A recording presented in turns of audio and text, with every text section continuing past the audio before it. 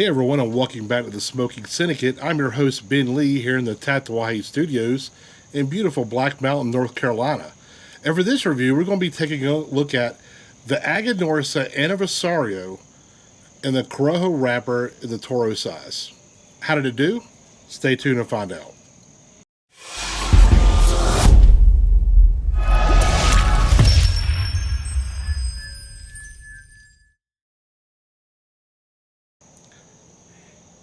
The Aganorsa Aniversario was originally released in 2013, and it was called the Boheme No. 35 because at the time it was the 35th anniversary of the founding of, at the time it was called Casa Fernandez, but originally it was called Tabacalera Tropical, now called Aganorsa Leaf.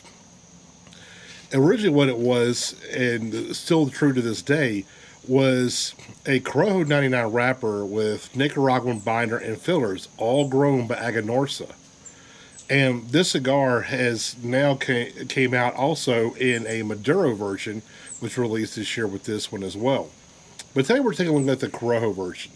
So let's take a look at the cigar. It's actually a really beautiful wrapper. As you can see, it's like a soft box press as well.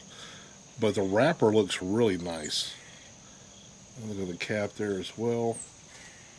Really nicely done. Real nice. And I really like the band on these. The white and silver really pop on this wrapper. Really nice looking. Really beautiful. But it's grown, or the cigar is actually rolled in Agricola, Ganadera, Norteña SA. Price point is $13.75, and it is a 6 1/4 by 52 ring gauge. So let's go ahead and cut this and check the draw. I'm going to do for a box press, I like the V cut, so that's what I'm going to do. Check this thing out.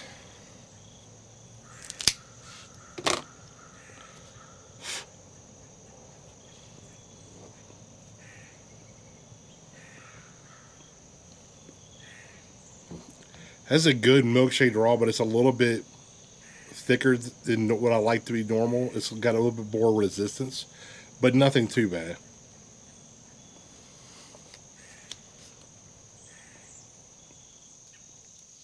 When I get notes like that sweet tobacco note, some graham cracker and a cedar note down as well.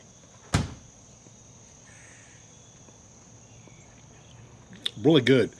So I'm going to go ahead and light this thing up, and I'll smoke a little bit of it. I'll come back to give you my impressions of it. See you in a second. Hey everybody, I'm back. Got about a third of the cigar now. The cigar opens up really flavorful, actually.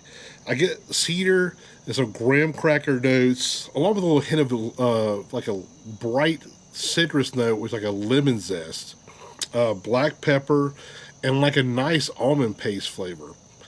Now, it's a medium bodied in the very beginning.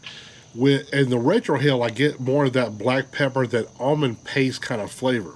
Now, as the cigar burns down, I get mostly the same flavors, but I get kind of an addition of like a sweet bread note. It's actually really, really nice. It actually complements other flavors well. The black pepper kind of fades away. It's still there, but it's kind of toned down a little bit. It's kind of just like a tingle on the palate at this point. More of that almond paste and that cedar kind of more in the forefront of the cigar. The lemon zest is completely gone, like when you get around the middle, the halfway point of the cigar. Retrohale is identical in the second third. Still, to me, medium bodied and in full and medium bodied flavor as well.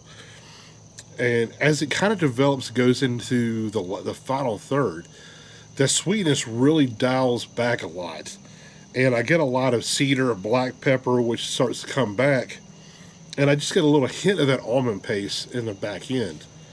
The retrohale is actually gets to be mostly just black pepper. It loses like that almond paste flavor. It's really good, actually. Like, this cigar has got a really good flavor profile. That medium body to medium flavor, what it has like the nuttiness, the woodiness with a little bit of spice. It actually marries real well together. The cigar just has a nice, smooth flavor profile that while it doesn't have a lot of drastic changes, it does have just enough to make it interesting. But overall, I really enjoyed this cigar. It's got really good construction. The burn is great. Good output of smoke. Just a really enjoyable all the way around. I'm going to score this with a 91. I think it's a really good cigar from Aganorsa. I actually tried the Maduro, and this obviously we're doing the Corojo. I like the Corojo a little bit better than Maduro. Maduro is good, but for me, if I had to pick one, it's definitely the Corojo. So go check them out in your local brick and mortar. And on that note, I'll see you next time.